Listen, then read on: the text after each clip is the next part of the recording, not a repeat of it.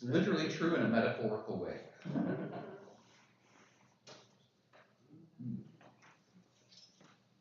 You can bring these every week, Cheryl, man. Let me give you a quick French lesson. I like it. No. Where'd they come from? What's that? Where'd they come from? How are they made? Oh, well, it's the ganache inside a meringue cookie, which is a pain in the butt to make, because the meringue will often deflate if you overcook it. So you get crackers instead of cookies. But don't you cook them so far and then turn the oven off and just leave them? Yep. Jesse, What's that? Cheryl went to a class. The boys gave her a gift, and so the boys and her went to a class on making those. Yeah, I I mean, these remember. aren't homemade, but Yeah. but yeah, they. She brought some in for me when she made them. Yeah, pretty good. they were delicious. Yeah. The nice thing about macarons is that you can basically make any flavor that you want, so it's a very versatile. Because it's just egg whites. Yeah, it's meringue. But so my quick French lesson is, so the Americanization, the Anglicization of the word is everybody says macaroon, right? In fact, you spell it R-O-O-N, but there's one word in French, it's macaron, M-A-C-A-R-O-N, which is our dog's name, right? Which is macaron, you have to use the guttural R, macaron. And I tend to I don't have the guttural R down. I do a hybrid between the Spanish rolling R and, I sound like Chewbacca. Macaron. Yeah. When you have macaroni in your mouth, it's even really harder. Yeah, a lot harder. Oh. We'll try that with macaroni and cheese. Yeah. But it's funny because everybody thinks that our dog is named after the French president. It's like, no, that's Macron. Missing one letter, and there's no way we would name our dog after the French president. I don't know. Who do you think we are? Maybe they think we're wittier than we are. All right. We're gonna look at all 3/4 accounts of the call of the disciples.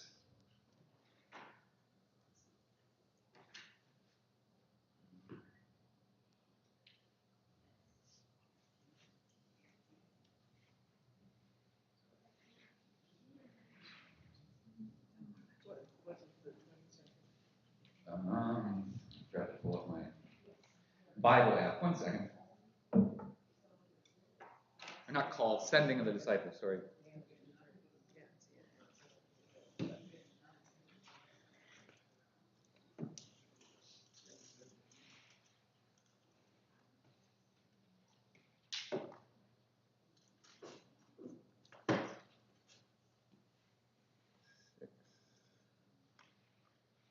Oh, I don't want to do that. Shoot.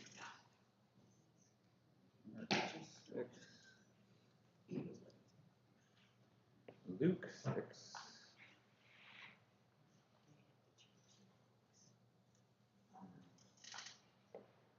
Luke 9.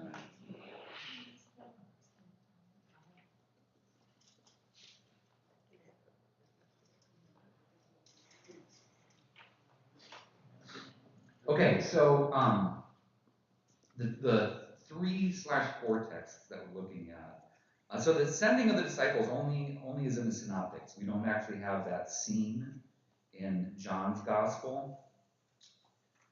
We just get it in the Matthew, Mark, and Luke.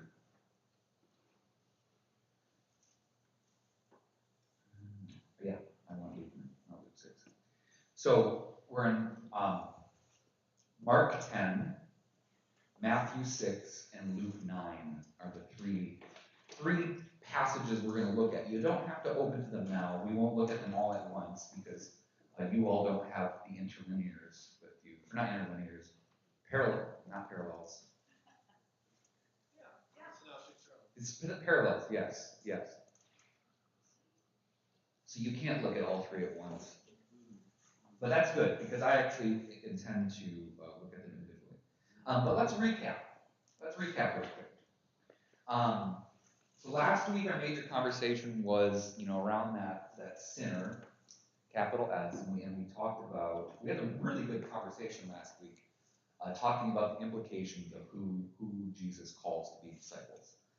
That was really fun. So thank you for that, participating in that conversation.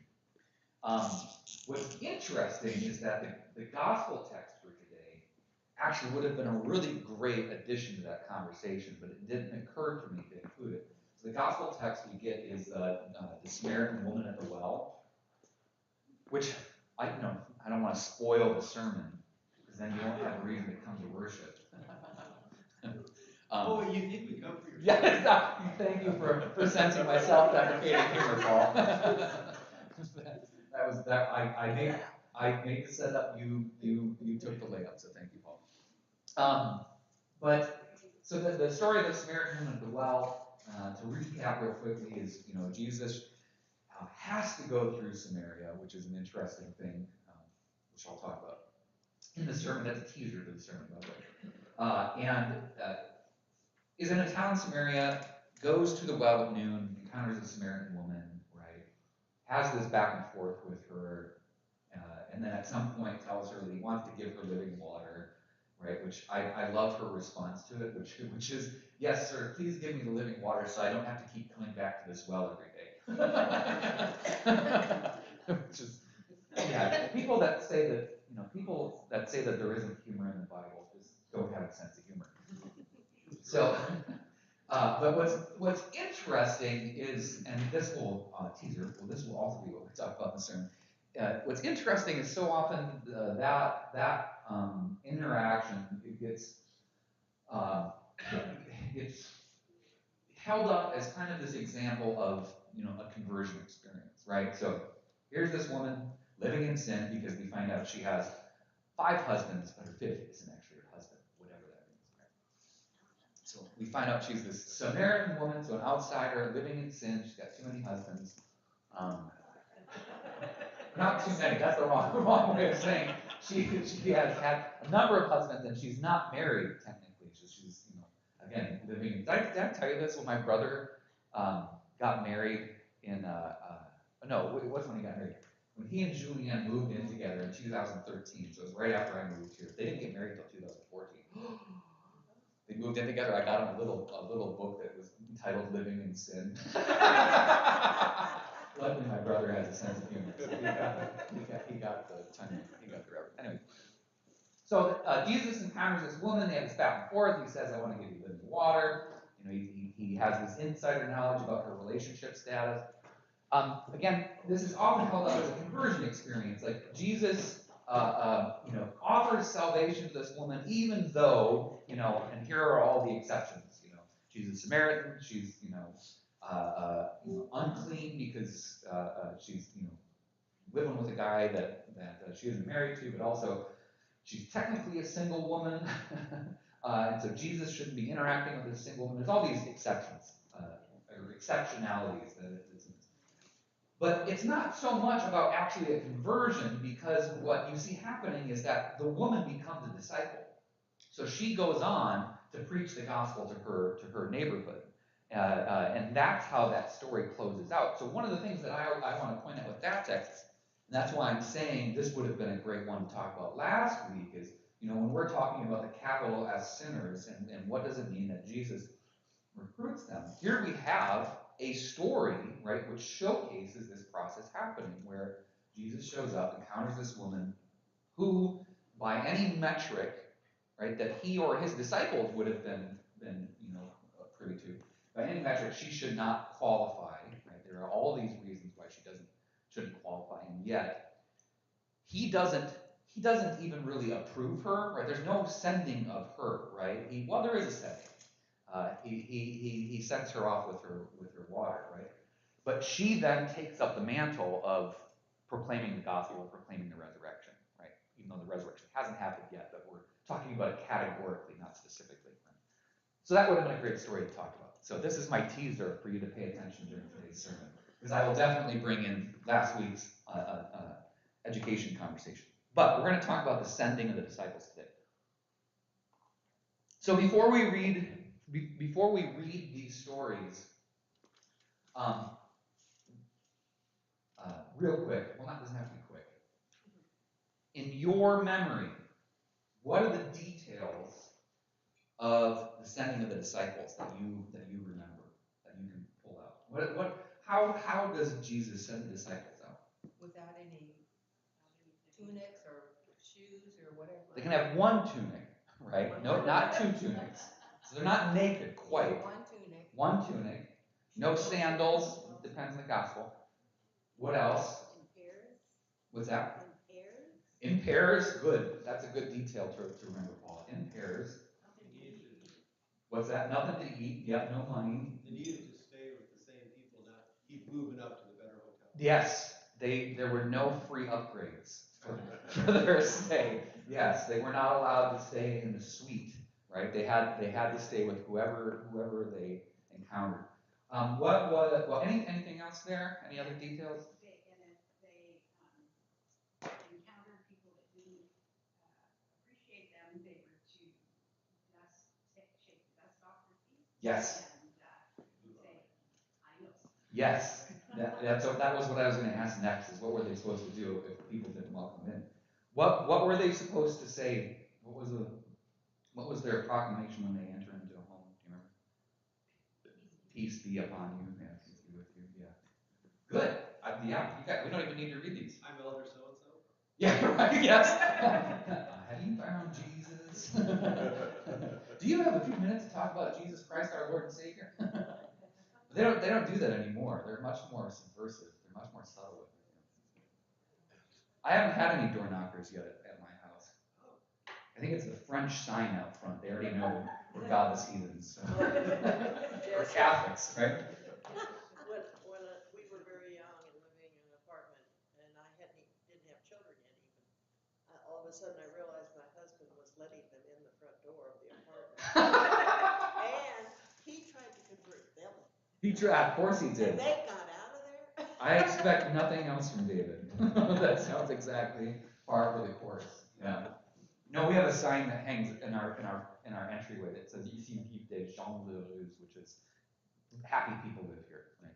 It's an aspirational sign. Okay, so let's read. We're going to go in gospel order. So we'll start with Matthew. So we'll do Matthew, Mark, Luke. So we're in Matthew chapter 10, starting at, well, no, let's start at verse 1, because we get the full list of the people. So where? Matthew 10, and we're going to read 1 through 15. Oh, Matthew's so harsh. It is. He thinks he has to be a rabbi. Yes. Yeah. And considering he's, theoretically the tax collector, you would think he'd understand grace a little bit more. Oh, historicity and authorship. Okay, have you found it? Found the place? I'll read it, so even if you don't feel like looking it up, you can just listen along. Are we out of Bibles too? Do we need more? Oh, we can't be. We threw some new ones in there. Some new Okay. ones. But I need to get more. I should do another buy. Bottle right on the table. There's no one. Okay. I'm just, because remember we bought those. We bought like 50 of them, and we just said, if you need one, take one. Right? So I need to restock at some point. Okay. Matthew 10, starting at 1. Then Jesus summoned his 12 disciples and gave them authority over unclean spirits to cast them out and to cure every disease and sickness. These are the names of the 12 apostles. First, Simon, also known as Peter, and his brother Andrew. James, son of Zebedee, and his brother John. So what's wrong with John? That James is the the son of Zebedee. He's just the old. He's just the elder, yeah. Philip and Bartholomew, Thomas and Matthew the tax collector. So this is, pay attention to that one. James, son of Alphaeus. So you remember when I told you we were looking at Levi, son of Alphaeus? This is where the confusion comes in, right? Is that in Luke and Mark, the calling of Levi/Matthew identifies them as the son of Alphaeus. But here in the Gospel of Matthew, supposedly written by the tax collector himself, we have James identified as the son of Alphaeus. Bible be confusing, I tell you. And Thaddeus, Simon the Canaanian, and because we didn't already know Judas Iscariot, the one who betrayed him. Way to ruin the story, Matthew. Talk about spoilers right up front. Okay. So let's look at that real quick. Okay. So what are the powers that they're given? What are the powers that they're given? But what are they commissioned to do? Cure diseases and Every sickness. Cast out. unclean spirits. And the line that I get a kick, well, I don't get a kick out, is gave them authority over unclean spirits. That's an interesting concept, because, well, and popular culture doesn't help, but how many of you have seen the Exorcist movie, or Kit keeps trying to get me to watch the Exorcist TV show. I'm like, nope, once was enough. I don't want to watch the serialized version of that terrifying experience. The part that's odd enough that surprised me is you also have a spirit of the Jewish faith. Yeah. That doesn't go. Let's talk about that real quick. So, the concept of spirit in Jewish faith. Here's the interesting. Here's the complexity of anthropology, of human beings, right? Is that so there is a bit of duality going on here, right? Spirit versus body. Okay. But the Jewish concept, right, of resurrection is very much a physical thing, right? What happens when you die? Well, you go to the land of the dead. I'm really simplifying something that's really a much more nuanced thing to talk about. But in this region, right, when we get my big whiteboard in, I'm going to put all the maps up on there. So when I say in this region, I can point rather than just gesturing to a general area. But in the Middle East, right, or the Near East, in the desert region that surrounds Israel, culturally, so beyond just Judaism, but for people that live in this region, there actually is a pretty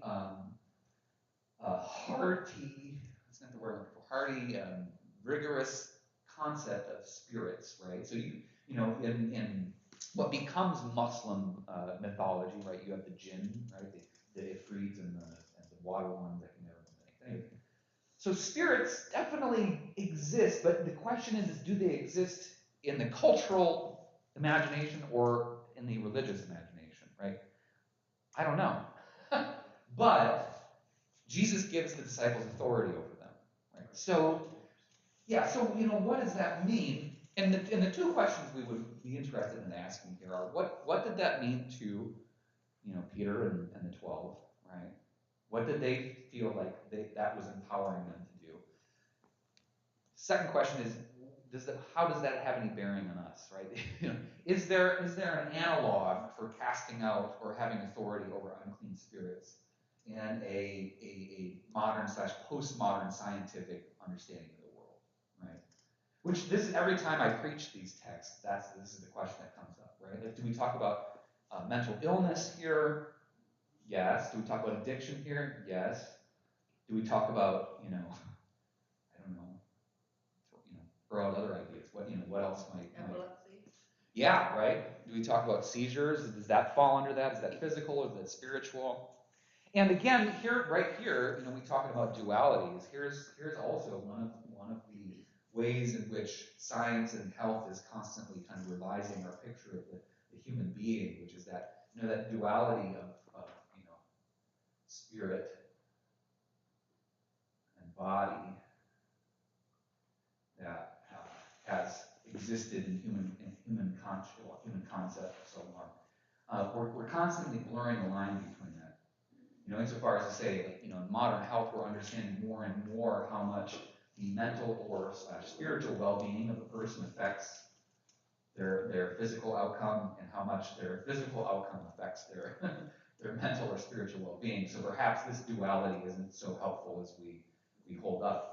Which I'm rambling about this because it again invites this interesting question of we draw a line between these two things. So Jesus gives them authority over unclean spirits to cast them out, and to cure every disease and every sickness. We draw a line between those two things, and we identify them as being different. So casting out spirits and curing diseases. Only unclean spirits. Yes, thank you. We point them as perhaps two different powers or authorities that the disciples are given. I wonder if that distinction doesn't necessarily exist in the minds of these people, right? So it all falls under the same heading, right? So casting out spirits and curing diseases is all part of the same purview. I don't know. It is, and yet when you think of the story of I Am Legion. Oh yeah. Yeah. And the spirits being cast into the pigs. Jesse, would leprosy fall under there also?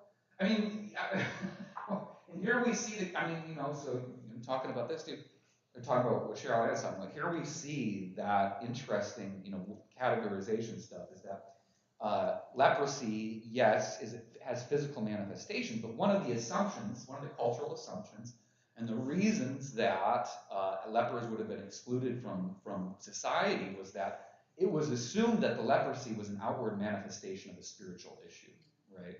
Which is why you get the disciples asking Jesus, this man who was born blind, who sinned, he or his parents, right? It wasn't just that they were afraid of catching leprosy. There was this assumption that leprosy meant that there was something spiritually wrong with him. So, and again, I'm kind of coming back to that same thing, and we're way off on a tangent. That's okay. This is a fun tangent to talk about. What is the difference? Is there a difference between spiritual and physical or? But you also have a definition of spirit. Yeah. There's you talk about a spirit being like a witchcraft thing. That Mm-hmm. spirit entity, a ghost. Yeah. That type of a thing versus spirit can be your person. Yeah. So there's a huge dichotomy. Your sarks. And then the issue is, by saying you've given power over, you've given power to. Yes. You said it's real. Yes. So hold on, I'm pulling up the Greek interlinear because I want to see if they use pneuma there or a different. Well, I can remember when my mother-in-law was on her deathbed, and some of us were around her, and my daughter Lynn was sitting beside her and reading the Lord's Prayer, and I was looking at my mother-in-law. I glanced at Lynn and looked back, and her soul was gone, her spirit was gone, just that. You could see the physical change that happens between the moment of breath and then no breath. Right? Yeah. Yeah. Well, Been there. and when David had his last breath, when he breathed out, to me that was his soul leaving. This is such a fun, fascinating conversation because, I mean, there are so many connecting words here. Okay, so I just looked it up, right? Unclean spirits, it's pneumaton, so it's the plural of pneuma. But what is pneuma also, the hagia, no.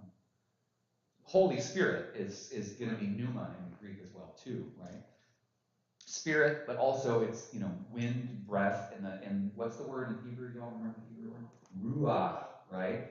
Same idea is that the ruach is the motivating force that animates this body of dust and ashes, right? So what is going back to Andy's question? What's the difference between spirit and unclean spirit? I don't know, right? And is it on a scale? Yeah. Is there a gradient of like clean, 10% unclean. Clean and unclean. Yeah. And where on that spectrum do you fall? 10% clean. You know where my brain went? No. It's like ground beef, 80% lean, 20%.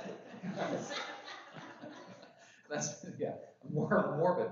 But And that it's a subjective thing. yes. Yeah, absolutely. It's very much a subjective thing, and it's very much the reality that this is. My question every time we open this book is what was even thinkable in this time, Yeah. right, versus what's thinkable today. Yeah. We actually are not that much advanced on this particular item, although we're making a lot of, I think, a lot of progress in trying to figure out, for instance, what's genetic and what's epigenetic, and all those kinds of things, right? Yeah. And Define those two words for we lay people. Well, genetic would simply be, DNA, RNA, cellular biology, right? Yeah. And then epigenetic is those conditions that cause certain genes to express themselves and others to be dormant. Okay, are you guys tracking with that? There's an important It's distinction. nature and nurture together, and it's very much a live conversation. Yeah. How these interact.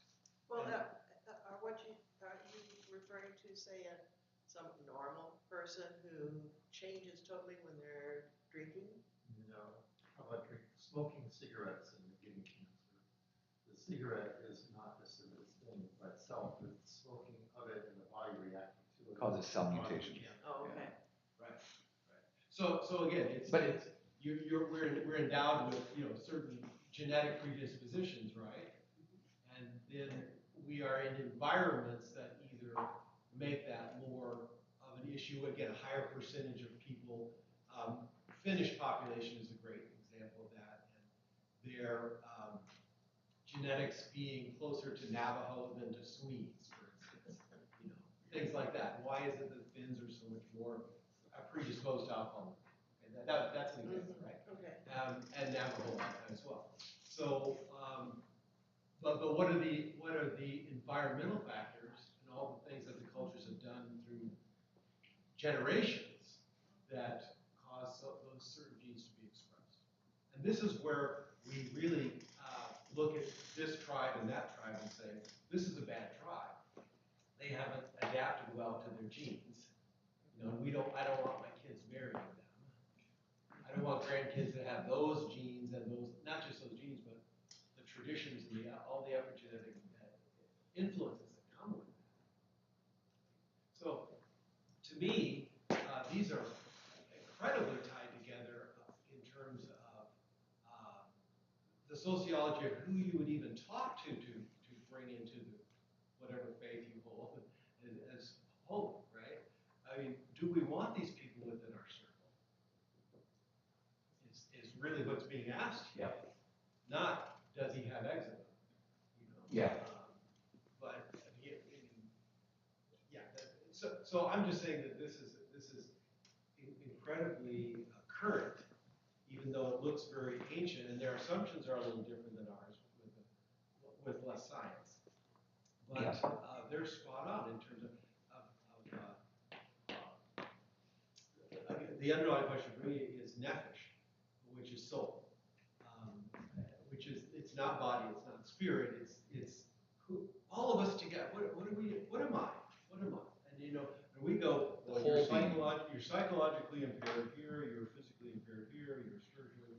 We try to do all that, and they're going, you know what? They're all so interconnected. We better pay attention to all of it. So the question of authority is so acute here because it says that Jesus is the claim about Jesus is that he has the authority to do this, right? To heal this mess of all these different layers.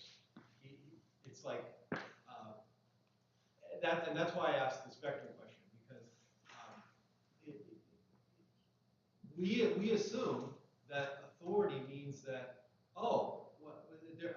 there's a heavy assumption in American psychology, theology, whatever, that if Jesus has cleaned me out, I am 100% cured. And I'm 100% cured tomorrow. I took the Jesus cleanse. And I took the Jesus cleanse. The 60-day Jesus cleanse. 100% effective, and I don't need another dose. Yeah, nothing but holy water and communion wafers for 60 days. Exactly. Write that down. I'm gonna mark it down.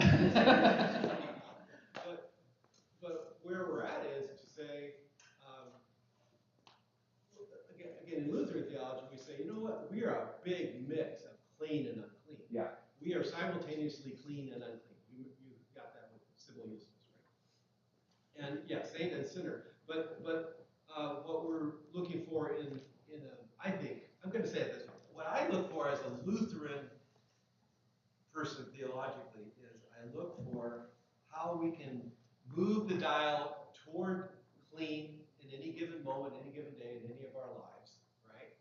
And not get into this trap where I'm going,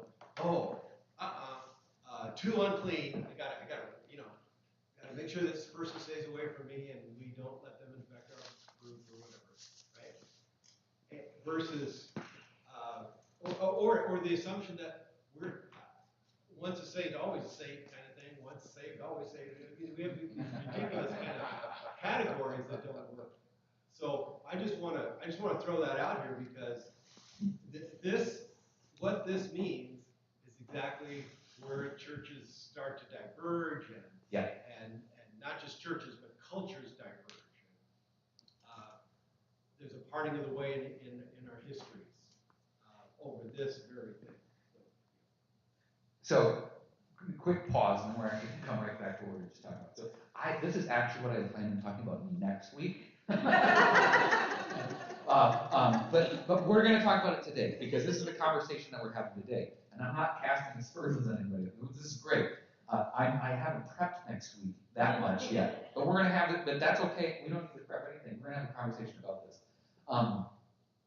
We'll talk about the being sent out with, no shoes and all that stuff next week. So okay. Let me recap. No extra shoes. No extra shoes. No. Yeah. Depends. So let's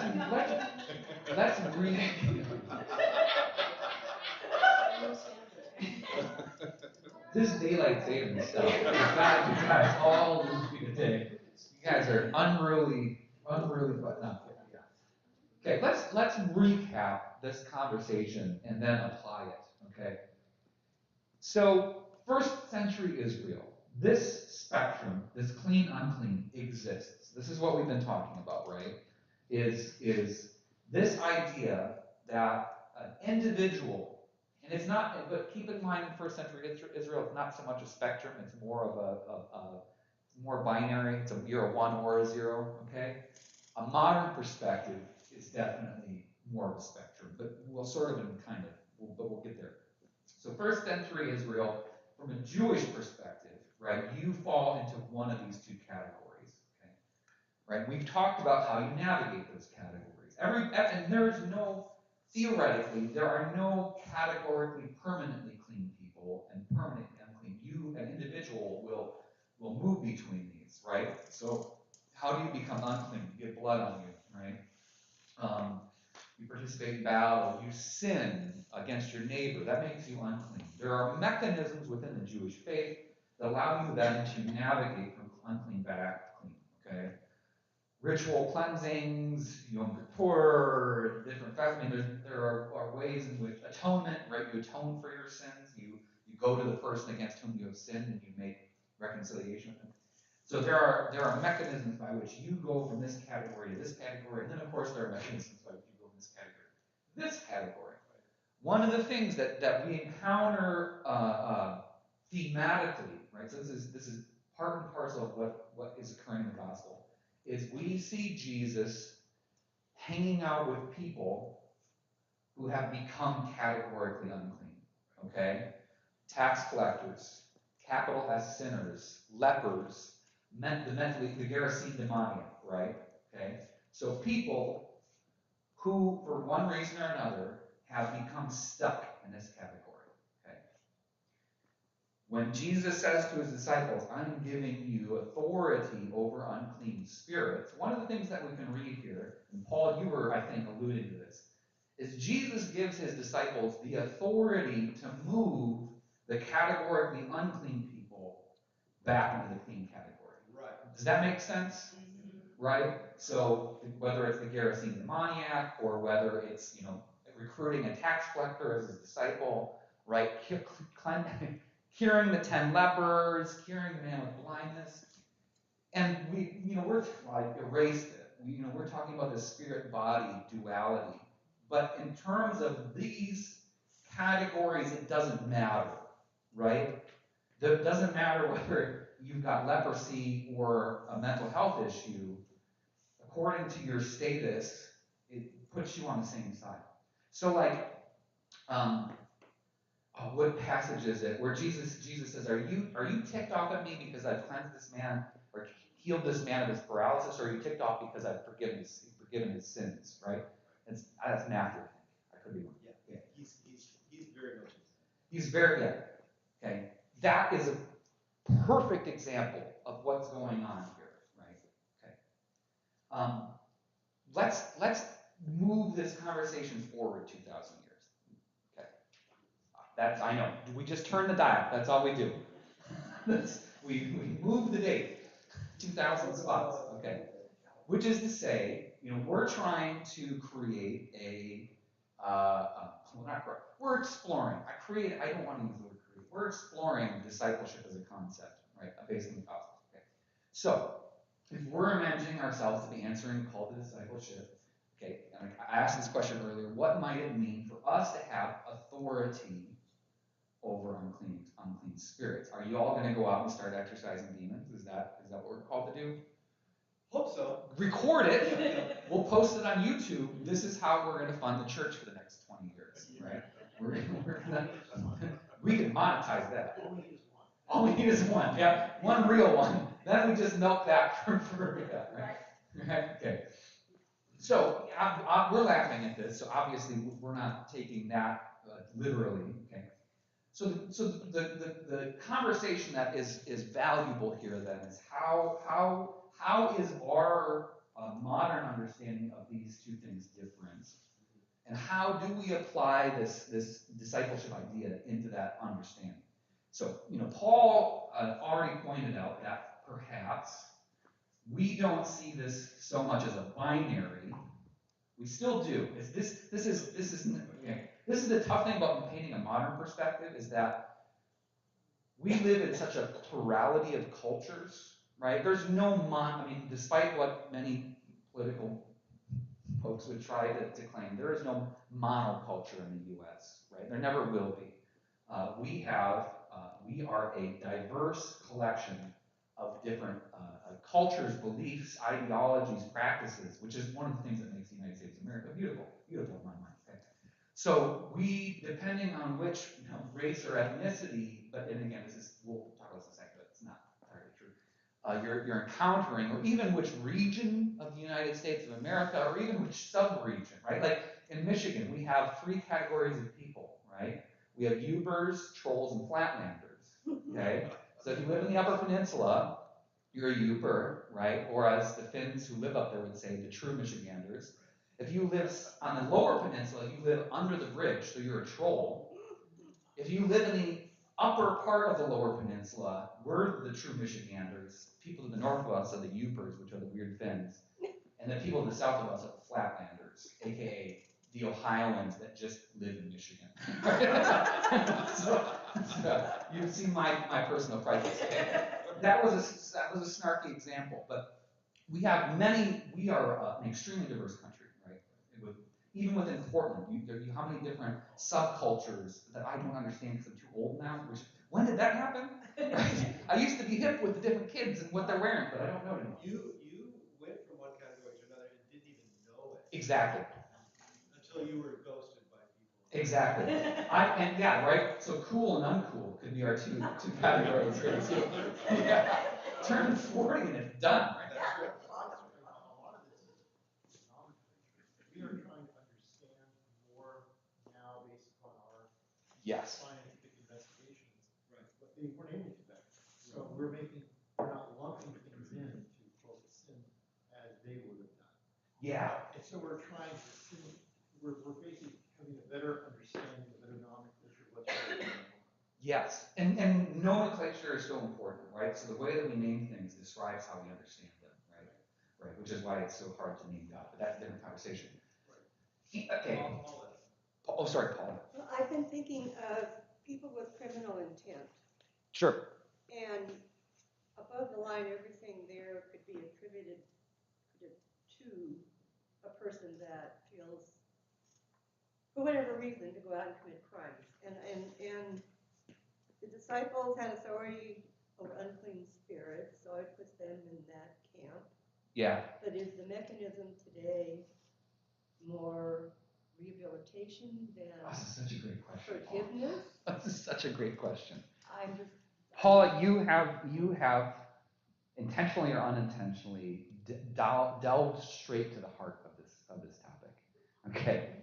So before we try to answer, because I don't think we can answer your question, but before we get to your question, I'm on top of the reason I put these things up here. So let's just for a moment assume that we're talking about clean and unclean on a spectrum, right? When we talk about a spectrum, what we're really talking about is we're talking about subjectivity and relativity, right? So, sorry, two big words.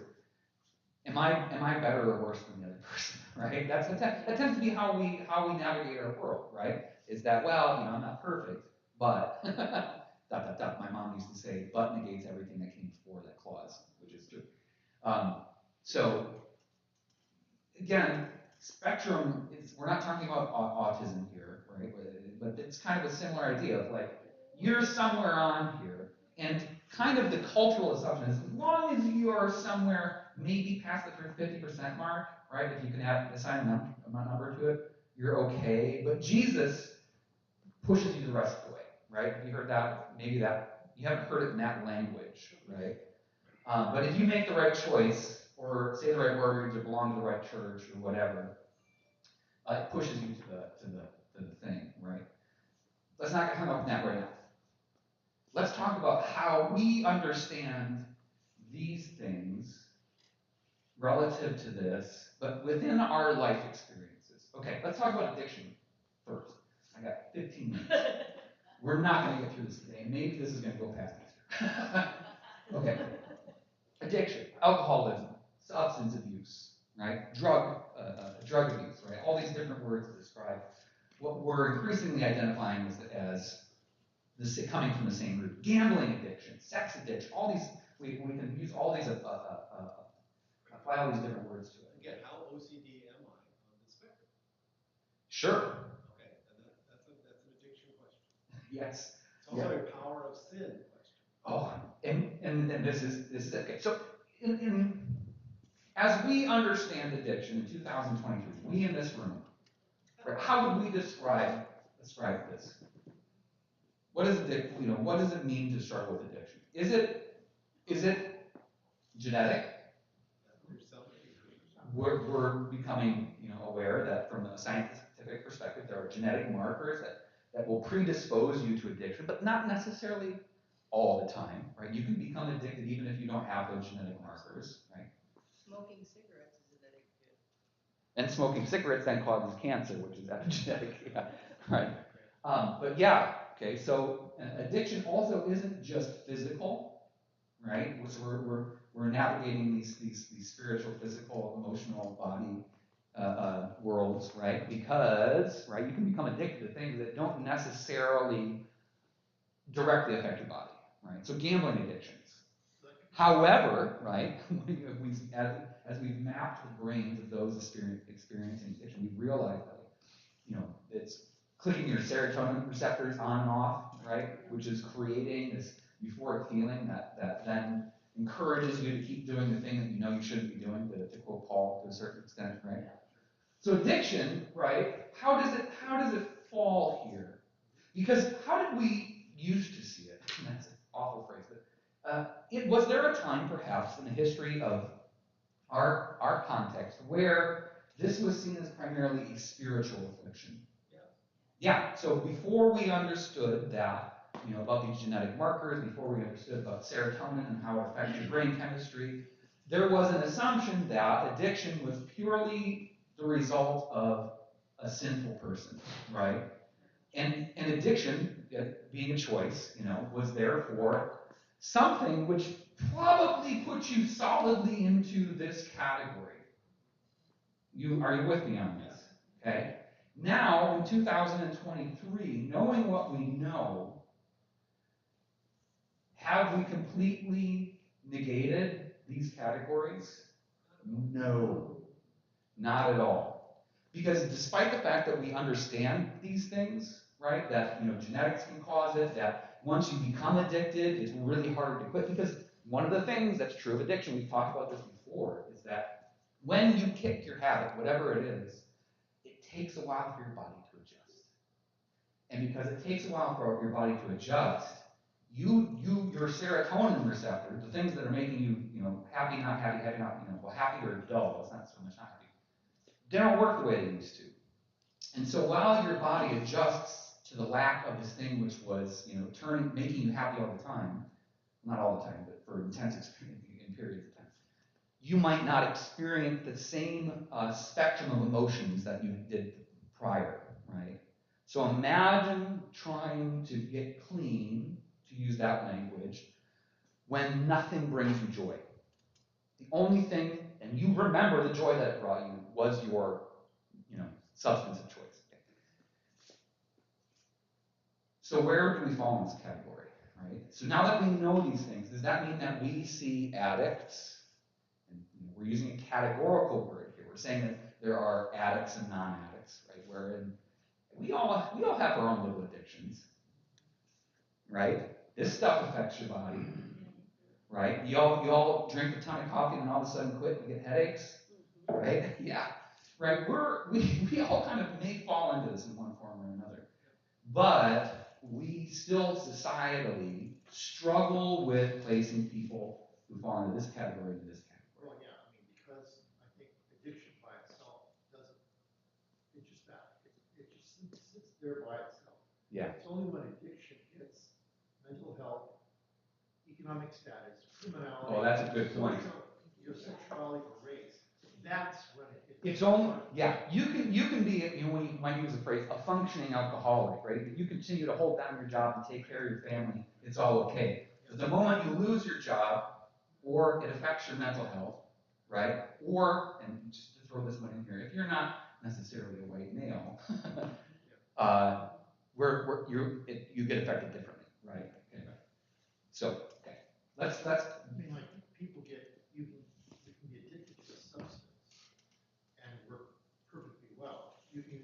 That addiction can be transferred to a different substance, which has less physiological effects, but still satisfies your addictive need. Totally. And you can be forming perfectly fine. Totally.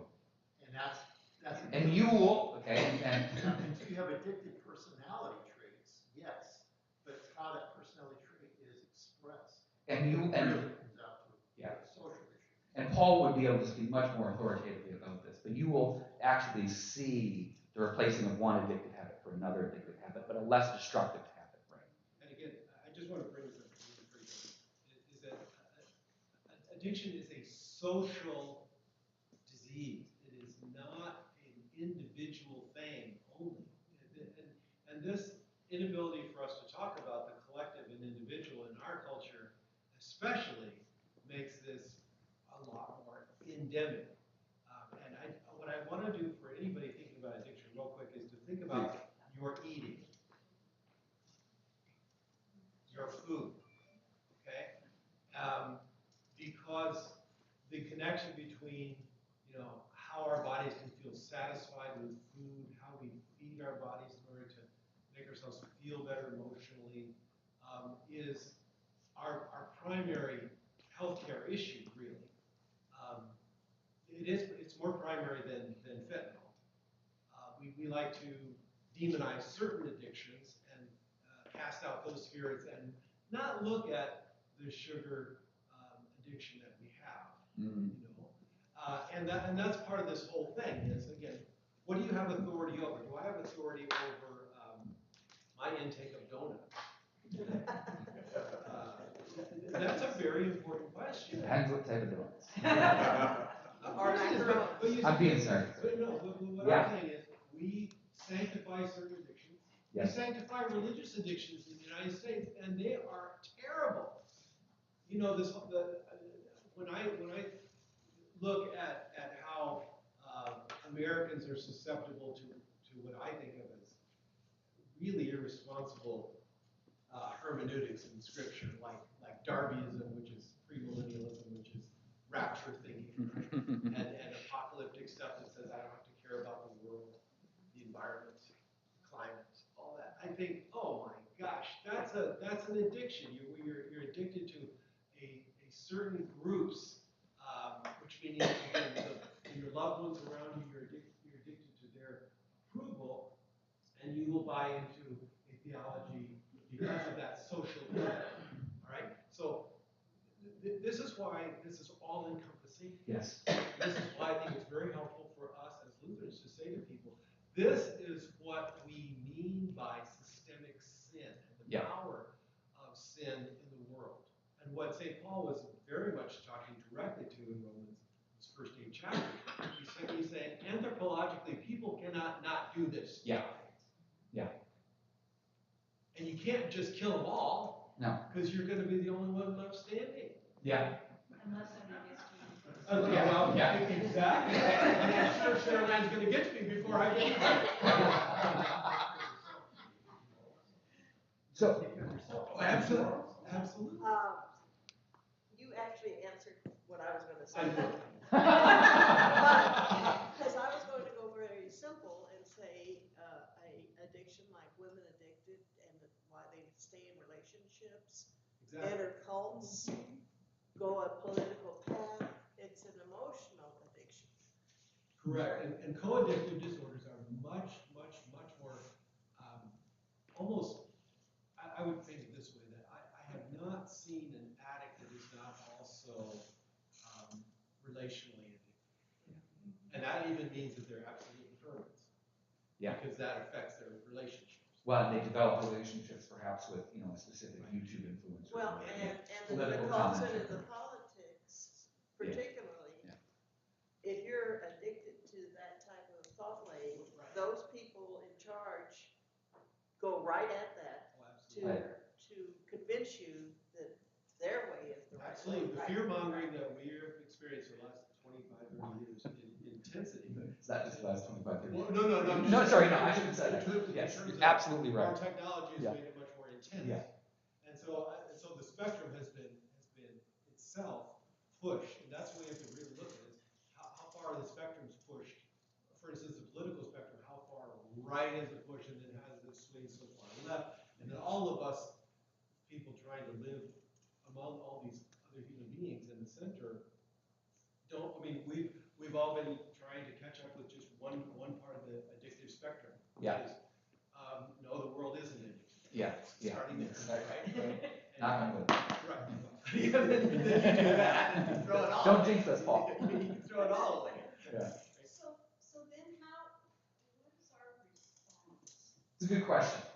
Okay. Well, first of all, what is our understanding? This is where Yeah. we are. Yeah. Okay. We got 5 minutes. So I'm gonna attempt real quickly, and this is in celebration of the conversation that we had, just to kind of pull it back to our original, the discipleship thing, the discipleship question. Okay. Each of these things that I was putting up here, I wasn't necessarily trying to come up with a complete list of things that reference this, but more, how do we understand these things with regards to this clean, unclean, right? So we talked about how addiction is tough to navigate on, this clean, unclean spectrum. So in other words, those who struggle with addiction, how do we relate to them? Let's just throw out there as potential disciples who are given authority over unclean spirits. But it applies to all of these other categories as well, right? So the poor versus the wealthy, right, or the middle class.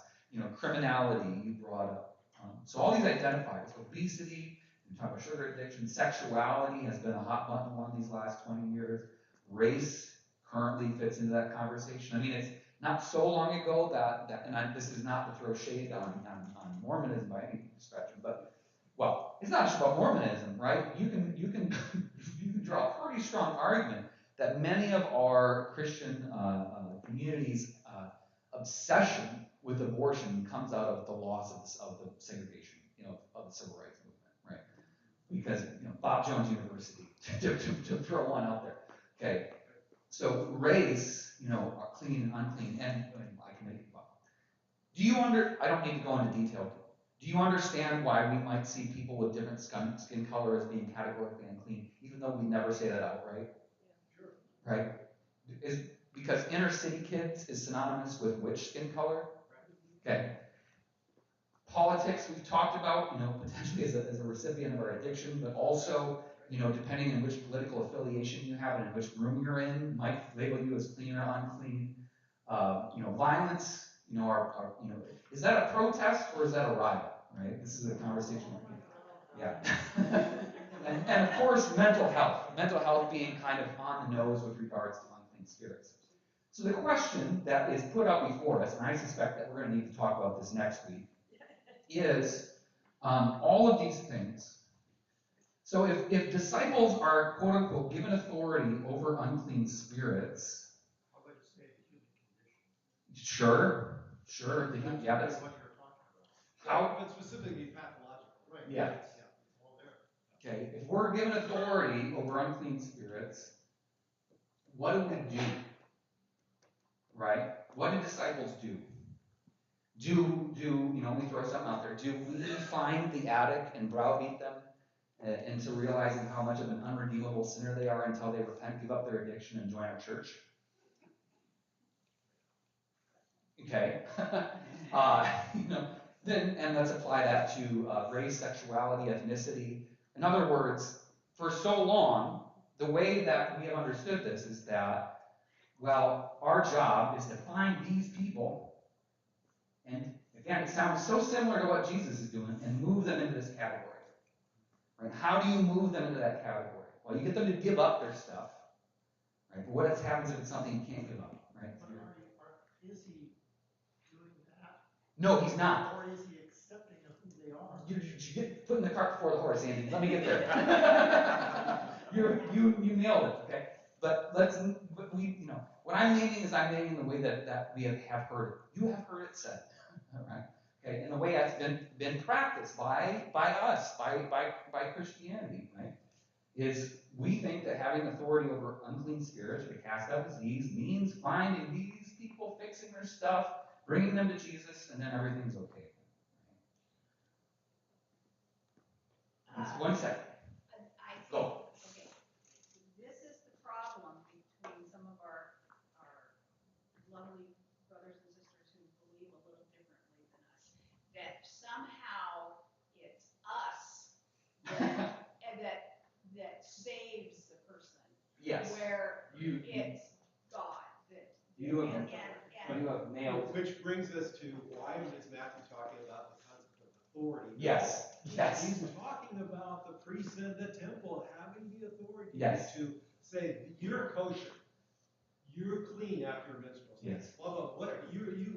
Now we can certify you as grade A Jewish people. And the worst thing Jesus ever did was said to Peter, you have the keys to the kingdom of heaven. Oh my gosh. Yeah. Can we just, we'll talk about that next week. Okay. But it comes back to, I raised it, the question of authority. Okay. So, can I do this? I can do this. What do we do differently? I'm just going to throw out a teaser for our conversation next week, because we're definitely going to, just like I planned, we're going to talk about this we're going to talk about this next week, okay? How do we, as sometimes disciples, exercise our quote-unquote authority over whatever, right? Maybe we're not using the word unclean spirits, okay? And how does it function relative to this understanding of clean and unclean? And I'm just going to throw out an idea. And Paul, I don't mean to put you on the spot or on the podium.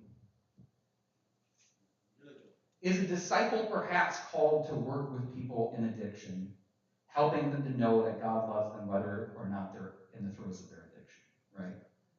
Okay. Do you understand how that's fundamentally different than what we just talked about? Okay. Which I think one of the things that disciples are called to do, we've got that spectrum again, is to say, you know what, doesn't matter. Let's forget about this. Case in point, Jesus comes up to a Samaritan woman at the well. She says, why are you talking to me? I'm a Samaritan woman. He says, I want to give you the water of life. Notice he doesn't say, like he said to Nicodemus the previous week, you need to be born again, Nicodemus, you Pharisee. You think, putting words in Nicodemus' head here. He comes up to this woman. Why would you be talking to me? I'm a Samaritan.